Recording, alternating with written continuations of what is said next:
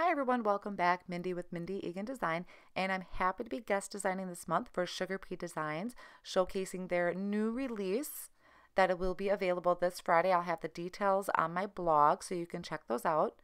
So this stamp set is boho feathers, and I love this stamp set. I think this is my favorite so far out of the release. What I wanted to do is create a watercolor type of background. So I'm going to do a little ink smushing. I have a craft mat laid down here. I'm using Canson watercolor paper, the smooth side, and then I had just squished down some salty ocean, sprayed it with water, and smushed my paper onto it. So that's what I have to start with. And I like to heat set or dry them a little bit in between ink smushing. This just helps so I don't create mud, or I try to eliminate that possibility. So the second color I did here was the Wilted Violet, and I smushed that down.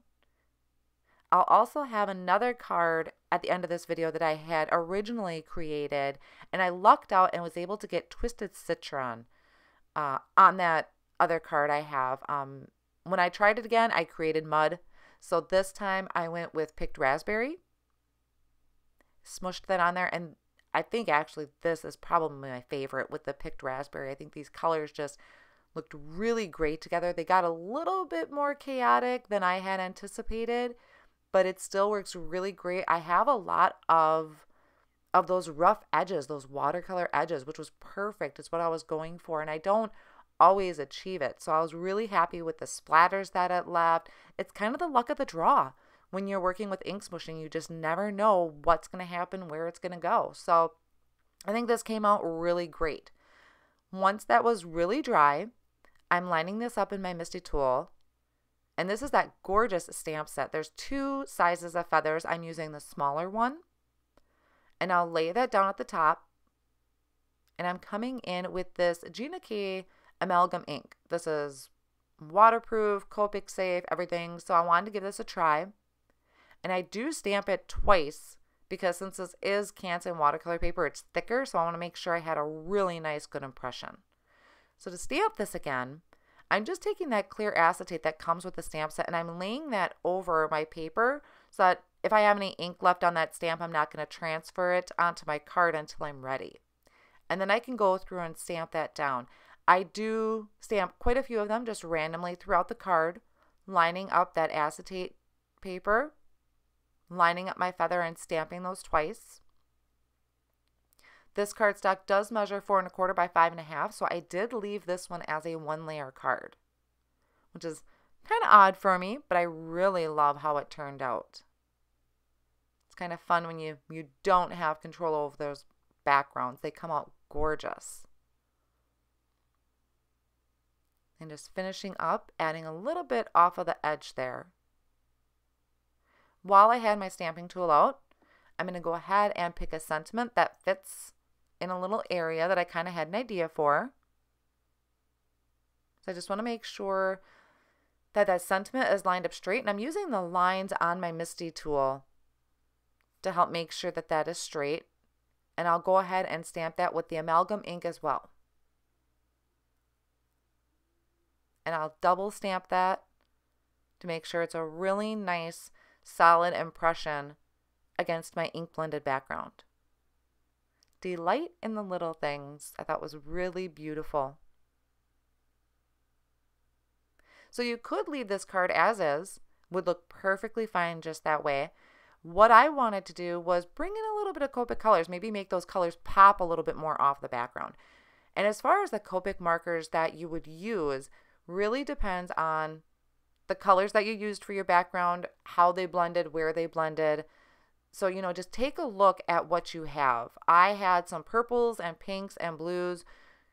So then I grabbed some of purples. I have, I think a VO4, a VO5, or some random ones that I grabbed, a B24 for the blue, and actually a C6 and a C4. And I actually really enjoyed using those cool grays more than I did the colors. It just helped bring out some dimension in that flower, give it a little bit more character. And I'm starting in the middle of, I'm sorry, have I been saying flower? Oh, feathers. So sorry about that. It has been a really long night. That is why my video is late for my blog post. So I'm sorry about that. Feathers.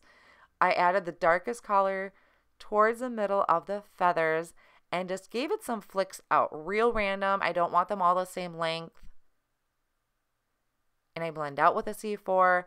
And then I do come in, just like I said, with those variation of colors, the VO4, VO5. Just really depends. Take a look at your background.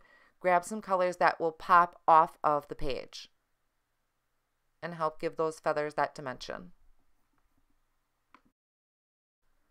You'll be able to see on the other card that I had created, I'll show at the end, how I brought in some yellows and greens for Copic markers to help make that twisted citron pop. I really lucked out using that, so I'm happy with both of these cards. Like I said, this is a beautiful stamp set. I think this is going to be one of my favorites.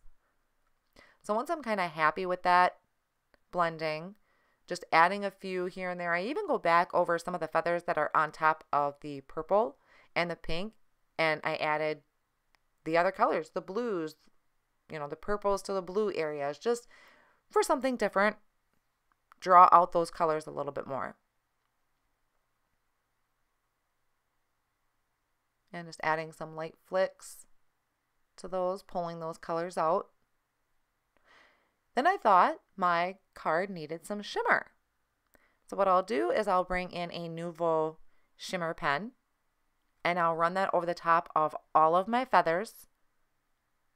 It's kind of hard to see on camera and even in the pictures, but it gives a beautiful, subtle glitter, which I think is just gorgeous to add to this. Since it's a one-layer card, it just brings something to the table.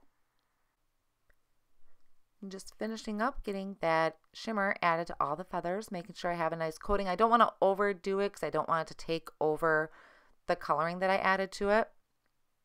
And then I can give you a close-up to try and catch that shimmer. It's kind of hard to capture, but it is beautiful in person.